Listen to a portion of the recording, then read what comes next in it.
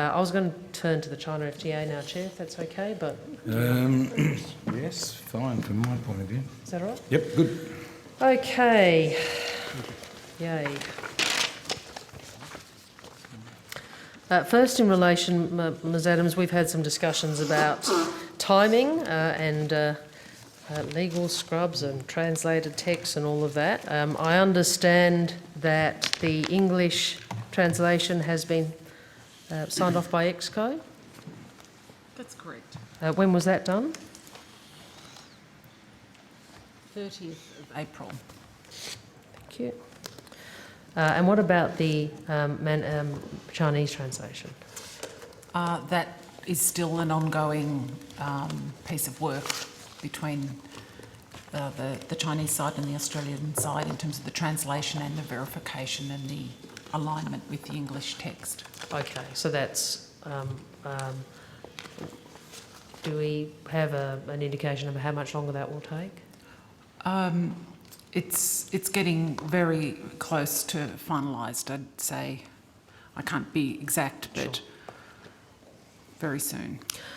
Can you just tell me what is what's outstanding and then the steps thereafter? So as I understand your answer, you're saying to me the actual translation verification process is not finished, correct? That's true. That's Once correct. That's occurred, what then happens to the Chinese version?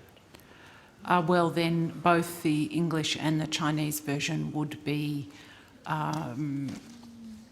released on signature.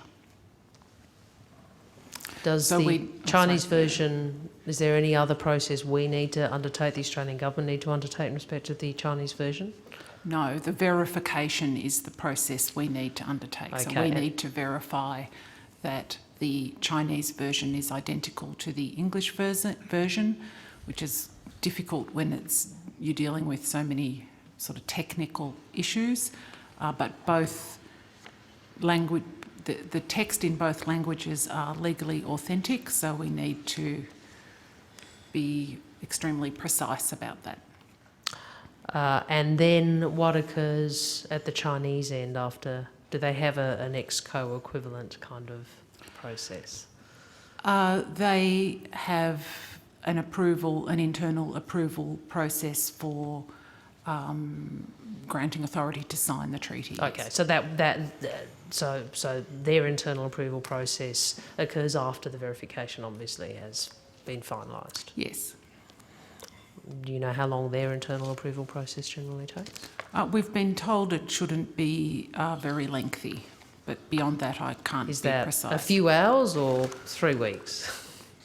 Or 6 months? Somewhere in between, I suspect. But I don't know months. Exactly. Not months, okay. No, I appreciate that. Yeah. So the Australian reported last week that the chapter would be signed in Canberra on the 15th of June. Is that correct? I think it's correct that they reported it, but... Is the date correct? No, that isn't a date that's been fixed for a signing. Okay. Do you have any knowledge of how the Australian came to be given that date? No, I don't.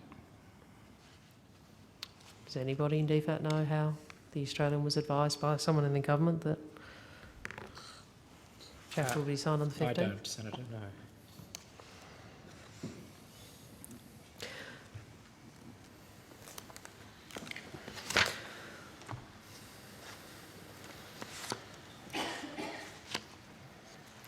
Okay, I just had a couple of technical, well, a number of questions actually. Now,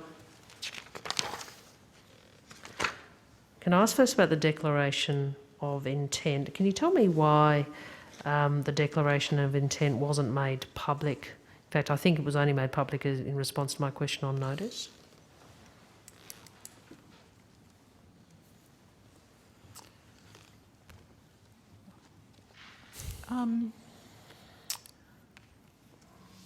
I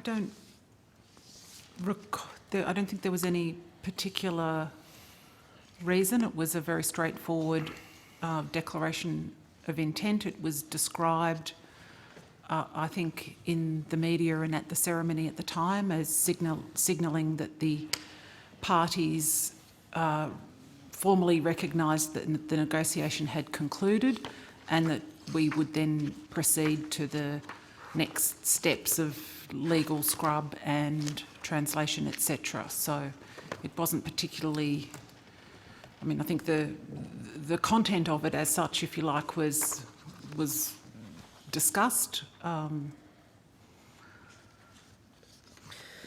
Can you tell me whether or not a date has been set to sign the Chinese Free Trade Agreement? We have been and continue to be in close discussion with the Chinese side to work out a mutually,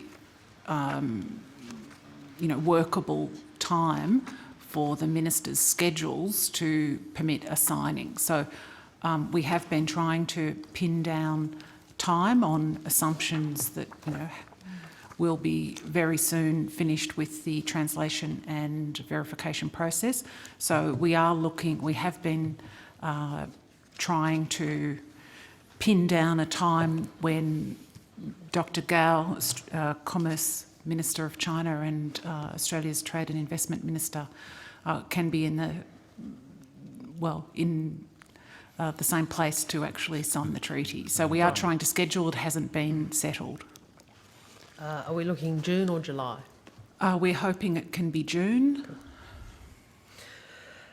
Now, the IFAs, I've just got they are contained, I think, from evidence you've previously given, Ms Adams, in an MOU rather than in the text of the chapter itself. Is that correct? That's correct, Senator. So just in terms of the legal status, is the MOU an executive agreement of the government? What's the legal status of the MOU? Well, it's a less than treaty status document as a memorandum of understanding. Is there an approved English version of that? Well, it will be also subject to sort of translation. Sorry, did I misunderstand?